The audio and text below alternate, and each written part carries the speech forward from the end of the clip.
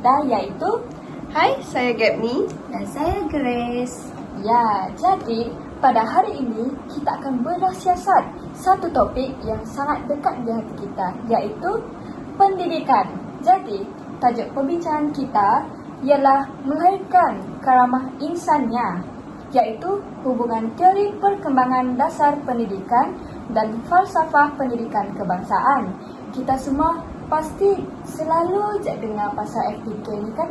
Jadi, ini adalah satu refleksi penting daripada ucapan Menteri Pendidikan pada Persidangan Pendidikan Kebangsaan 2024 yang menekankan mengenai fokus pendidikan pada zaman kini bukan hanya untuk melahirkan murid yang pintar dari segi intelek, namun kaya dengan adab, empati dan daya juang. Justru kita akan mengupas juga bagaimana teori-teori perkembangan manusia yang kita pelajari dalam kursus psikologi perkembangan kanak-kanak dan remaja yang sebenarnya telah membentuk dasar-dasar pendidikan kita serta menyokong hasrat mulia falsafah pendidikan kebangsaan. Jadi, tanpa membuang masa, mari kita mulakan inti perbincangan kita. Jadi, saya akan mulakan perbincangan ini dengan menjemput Saudari Gabni. Jadi, Saudari Gabni, bolehkah anda terangkan bagaimana teori perkembangan kognitif seperti Piaget atau Vygotsky dapat mempengaruhi hala tuju pendidikan kita? Dan seterusnya, kita juga akan sentuh tentang domain fizikal. Sudah tentu. Terima kasih, Amelia. Baiklah, mari kita ambil teori kognitif Jean Piaget. Beliau berpendapat bahawa kanak-kanak membina pemahaman mereka tentang dunia melalui interaksi yang aktif dengan persekitaran. Konsep seperti skema, asimilasi, akomodasi adalah sangat relevan. Contohnya, di Malaysia kita dapat lihat aplikasi teori ini dalam kurikulum kita.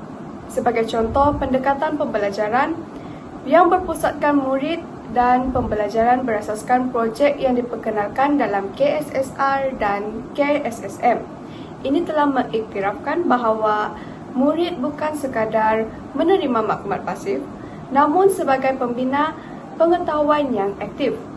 Kalau kita lihat pada sejarah, Penyata Razak 1956 dan laporan Rahman Tahlib 1960 sudah meletakkan asas yang kukuh untuk pendidikan yang merangkumi semua. Namun, Akta Pendidikan 1996 yang memperkenalkan kurikulum bersepadu sekolah rendah KBSR dan seterusnya kurikulum standard sekolah rendah KSSR sangat jelas menunjukkan anjakan ke arah untuk menggalakkan murid berfikir secara kritis dan kreatif, selari dengan peringkat perkembangan kognitif mereka.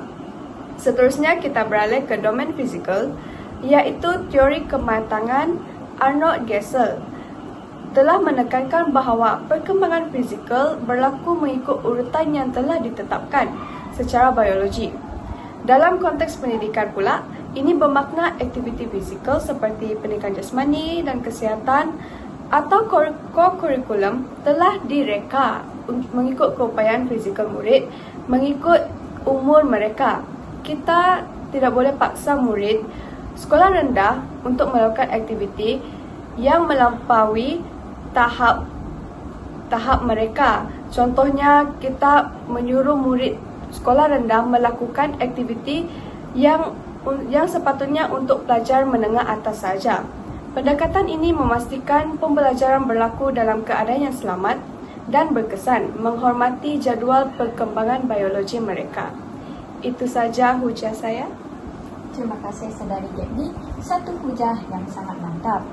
Jadi, pendidikan kita adalah pendidikan yang responsif terhadap perkembangan kognitif dan fizikal murid kerana ianya berkaitan dengan perkembangan secara umumnya lah. Jadi, sekarang kita akan beralih kepada Saudari Grace. Jadi, bolehkah anda jelaskan bagaimana teori perkembangan psikososial Erikson atau teori kecerdasan emosi Goldman dapat membentuk aspek sosio-emosi dalam sistem pendidikan kita, iaitu di Malaysia ini. Baiklah, sudah tentu, Emilia. Untuk teori psikososio Erikson sangat relevan dengan pendidikan di negara kita pada masa kini. Beliau telah membahagikan perkembangan manusia kepada 8 peringkat yang melibatkan konsep psikososial. Contohnya pada peringkat umum iaitu autonomi dan juga dia akan berlawan dengan rasa malu dan juga ragu-ragu. Ini terdapat pada kanak-kanak yang berumur 1 hingga 3 tahun. Dan mereka juga ada inisiatif lawan dengan rasa bersalah di mana pada umur mereka 3 hingga 6 tahun. Dalam konteks pendidikan, ini bermakna guru perlu memberi ruang kepada murid untuk membuat pilihan, mengambil inisiatif dan belajar daripada kesilapan tanpa mereka rasa takut atau malu. Kurikulum kita, terutamanya di peringkat prasekolah, cuba untuk menggalakkan keyakinan diri dan juga kemandirian. Begitu juga dengan teori kecerdasan emosi yang telah diperkenalkan oleh Daniel Goleman, di mana konsep seperti kesedaran, kendiri, empati dan juga kemahiran sosial kini ditekankan dalam kurikulum kita. Program seperti pendidikan sivik dan juga nilai murni di sekolah kita bertujuan untuk melahirkan murid yang bukan sahaja bijak tapi juga mempunyai EQ iaitu Emotional Quotient yang tinggi.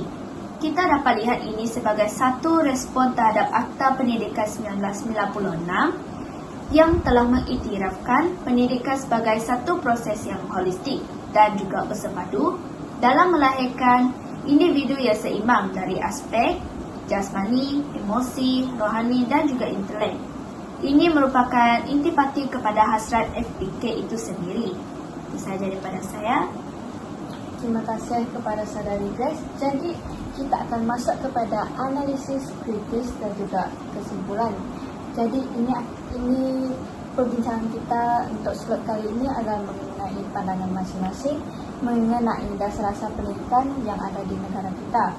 Jadi, terima kasih kepada Saudari Grace dan Gapmi kerana telah memberikan hujah tentang teori-teori perkembangan pendidikan dan juga perkembangan psikologi untuk kanak-kanak dan remaja. Jadi, daripada perbincangan kita tadi, jelaslah bahawa dasar-dasar pendidikan negara kita ni tidak hanya muncul secara lawak, namun ia sebenarnya dibentuk oleh pemahaman tentang bagaimana manusia itu berkembang. Sebab kita tahu perkembangan setiap orang tu lain-lain. Jadi pakar dia akan meneliti dan akan merujuk orang-orang tersebut. Mereka akan mengkaji, membuat banyak analisis. Jadi secara kritis, adakah dasar-dasar ini benar-benar selari dengan prinsip teori perkembangan dan adakah ia berupaya untuk menyokong hasrat falsafah pendidikan kebangsaan di Malaysia?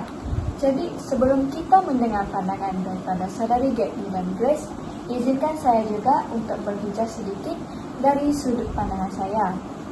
Jadi, saya sebenarnya ingin menyentuh tentang kaitan falsafah pendidikan kebangsaan dengan teori sosial budaya Lev Vygotsky. Walaupun kita sering fokus kepada Piaget, kita tahu Jean Piaget punya teori adalah teori yang popular dalam kalangan tokoh-tokoh yang memperkenalkan teori-teori berkenaan dengan pendidikan dan perkembangan kanak-kanak dan remaja. Jadi, Vygotsky ini menekankan peranan interaksi sosial dan budaya dalam pembangunan kognitif. Ini sangat kritikal dalam konteks masyarakat Malaysia yang berbilang kaum. Jadi, dasar pendidikan kita yang bermula dari Pinata Razak dan laporan Rahman Talib dengan matlamat yang sama iaitu penyatuan bangsa secara tidak langsung telah mengaplikasikan teori Vygotsky melalui konsep zon perkembangan proksimal iaitu ZPD. Jadi, sekolah kebangsaan menjadikan ZPD di mana pelajar dari pelbagai latar belakang dapat berinteraksi, belajar bahasa yang sama dan dibimbing iaitu scaffolding oleh guru serta rakan sebaya untuk mencapai pemahaman sosial budaya dan pengetahuan yang lebih tinggi. Jadi, keperluan untuk menaikkan rakyat Malaysia yang bertanggungjawab serta memberi sumbangan kepada keharmonian masyarakat itu sendiri seperti yang dihasratkan oleh falsafah pendidikan kebangsaan dapat dibuktikan dengan keselarasan teori-teori ini. Jadi, bagaimana dengan saudari Jack ini? Saya setuju dengan pandangan Amelia. Secara kritikal, walaupun dasar kita cuba selari dengan teori kognitif, namun kadang-kadang pelaksanaannya masih menghadapi cabaran, di mana kurikulum yang berpusatkan murid yang berasaskan Piaget mungkin tidak dapat dilaksanakan sepenuhnya kerana kekangan masa ataupun tumpuan yang berlebihan terhadap peperiksaan. Namun hasratnya sangat jelas untuk melahirkan murid yang mampu berfikir bukan sekadar menghafal. Ini secara langsung menyokong FPK yang mahukan individu yang berilmu pengetahuan dan berketerampilan. Selain itu, dalam konteks pelaksanaan pendidikan abad yang ke-21, teori kognitif ini seharusnya diterjemahkan melalui kaedah pengajaran yang lebih interaktif seperti pembelajaran berasaskan projek dan EQD. Kaedah ini dapat membantu murid membina pemahaman yang sangat mendalam melalui pengalaman sebenar, bukan hanya melalui hafalan fakta. Guru pula sebagai fasilitator yang membimbing murid membina pengetahuan sendiri sejajar dengan pendekatan konstruktivisme yang turut diinspirasikan oleh Piaget. Tambahan pula bagi memastikan teori ini benar-benar memberi kesan yang positif, sistem pendidikan perlu memberi ruang kepada guru untuk menyesuaikan kaedah pengajaran mengikut tahap perkembangan kognitif murid.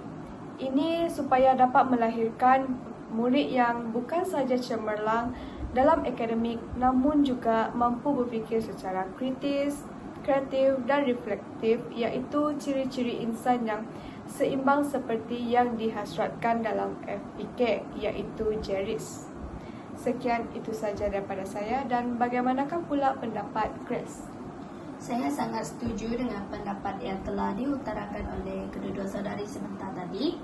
Dari sudut sosio-emosi, walaupun kita ada modul nilai murni, tekanan akademik yang tinggi kadang-kadang telah mengabaikan perkembangan emosi.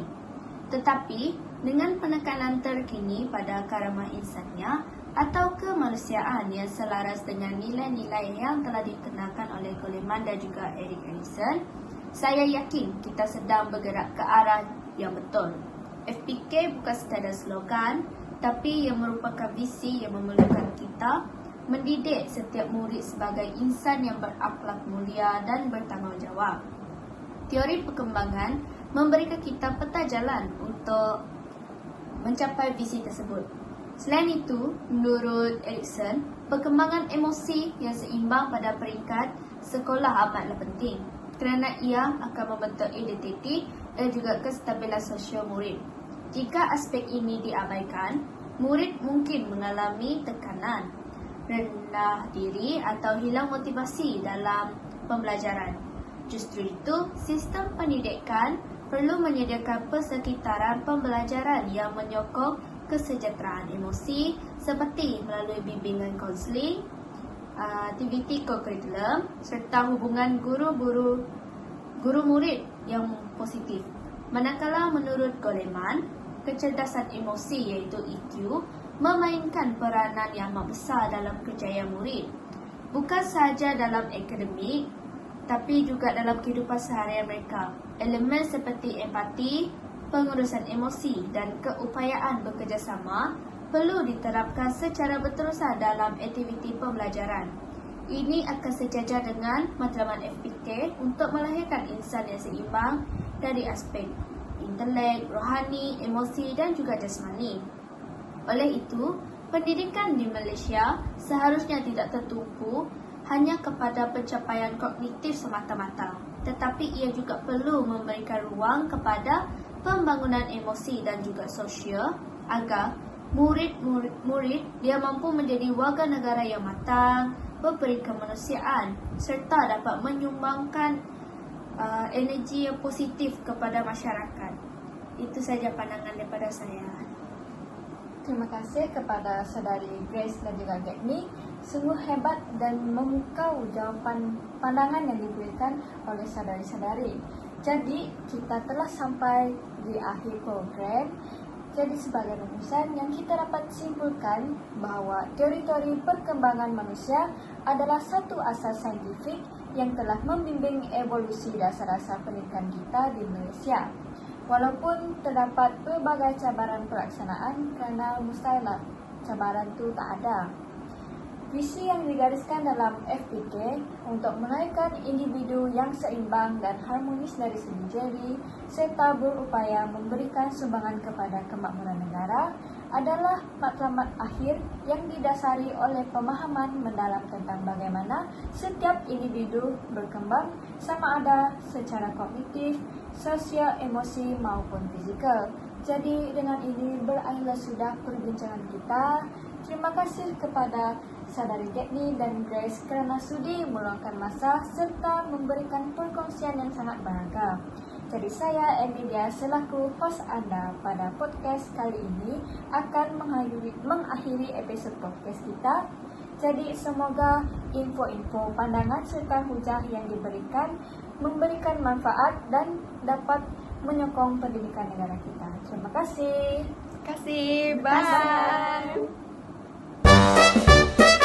Bye.